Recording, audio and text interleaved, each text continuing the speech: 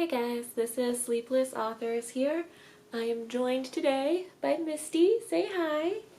And I am going to talk about some ways to get the words writer or editor in your next job title. And basically, I had to kind of work my way into the creative world through a slightly unconventional way, to say the least.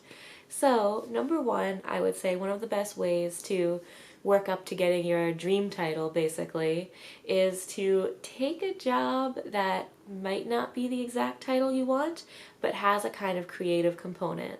So for example, if you need to pay your bills and you need to bite the bullet and take some kind of administrative or technical job, basically any kind of white-collar job that isn't writing or editing, try to find one that has writing or editing as part of it. So for example, I worked as basically a secretary, but I was also doing social media. So that was kind of a way that I was starting to do a little bit of professional writing, even though I was still technically just a secretary. So another great way is to encourage your employer to start a blog. And frankly, I've always found that even when I was in a non-creative role, just because people knew that I had a background in literature and that I had a literature degree, they were usually pretty willing to be like, hey, yeah, maybe we should start a blog, or hey, yeah, you can totally do this like annual report type of writing project. So those kinds of projects that you take on can really make a big difference. And that takes me to point number two. If any type of creative project comes up at your job, make sure you volunteer for it. So even if it's just doing something like editing a superior's communications, like editing outgoing letters or any kind of like newsletter, so no matter what it is, just volunteer for it and see if you can accumulate a little bit of professional writing or editing experience. Ultimately, if you can take on any kind of project that you can show to a future employer, that even if your job title hasn't matched up perfectly, you have been doing tasks like this on a professional level, that can definitely go a long way to getting your foot in the door somewhere.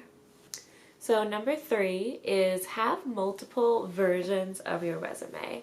So in some of my past job hunts, I would have a more administrative version for when I was applying for those jobs that they're pay the bills type of jobs. They're not the most exciting things in the world for someone who's a creative, but have a resume that's really focused on those. Or if you're doing technical, if your like second wing of skills is more technical, have your technical version of your resume and then also do a writer version. So by a writer version, highlight the writing that you did in your previous jobs, even if they weren't writing related. Obviously, don't embellish, you want to be honest, but feel free to highlight it. It's also a good chance to include any publications that you have accumulated, or a good chance, like if you took part in any kind of literary journals when you were in college as an editor, it's a great place to include that too. When you're applying to jobs in other fields, they probably aren't going to care too much if you have publications.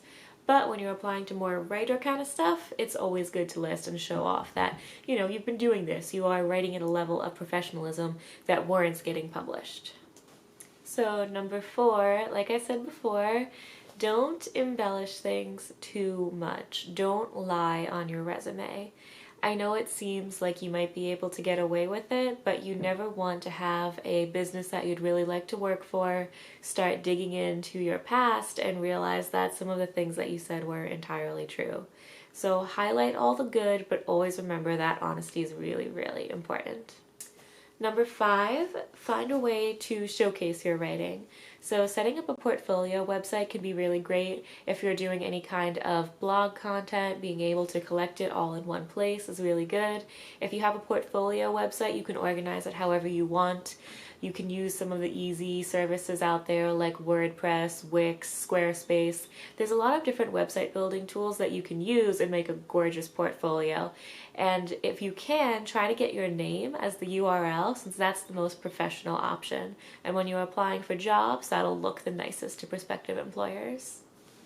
Number six, freelance as much as you possibly can.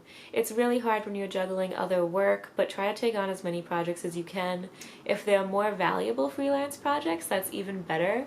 So if it's something that is for a newspaper or an online magazine, that can be really great. Depending on the type of writing that you ultimately want to do, try to find opportunities that align with that. Plus two, you never know that if you can make a valuable connection freelancing, that could eventually lead for a job down the road.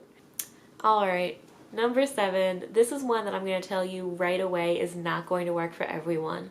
But a lot of writers are able to break into the writing sphere by doing unpaid internships or apprenticeships. I know it's really hard, especially if you do have a full-time job or if you have bills to pay, and doing unpaid work just doesn't really work in order to keep a roof over your head. But alternatively, if you are still in college or if you're a fresh graduate and the student loan repayment bills haven't started coming after you yet, try to do an unpaid internship. It has also a lot of benefits with being able to make valuable connections. If the place that you're an intern at really likes you and has an opening, you'll probably be pretty high on their short list of actual applicants when you apply for it. And here's my last one. This is number 8. Yay. It's to volunteer to help a local business with their communications. So this is something that is, obviously this is unpaid, I did say volunteer, but if there's a local business that you care about or a small business that's being run by an acquaintance, someone who you can easily have professional relations with and who won't be seen as a close friend or a family member, try to help them out with their communications. So try to help them out with their website, encourage them to start a blog, maybe help them write their first few blog posts, get them established with social media, start writing for their social media.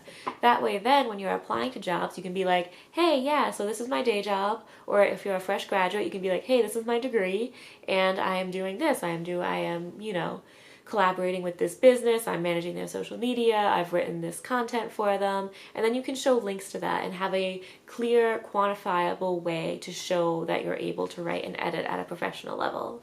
So I hope these tips are helpful.